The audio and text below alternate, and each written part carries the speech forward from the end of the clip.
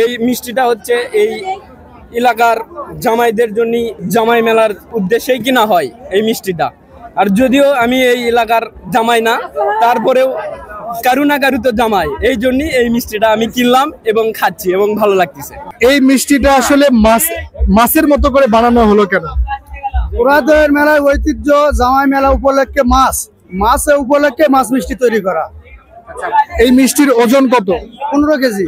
বিস্তারিত বলেন যে 15 কেজি কত টাকা কেজি বিক্রি? 800 টাকা কেজি ধরে বিক্রি বড় মিষ্টি। এছাড়াও আর ছোট মিষ্টি আছে 7 কেজি, 5 কেজি, 2 কেজি, 2.5 কেজি, সেগুলো 400 টাকা কেজি। এটা ছোটগুলো 400 টাকা আর বড়টা 800 টাকা কেজি। এই এক মিষ্টি যেটা একটা মিষ্টি, সেই একটা মিষ্টির পুরো দাম কত হচ্ছে? 12,000 টাকা।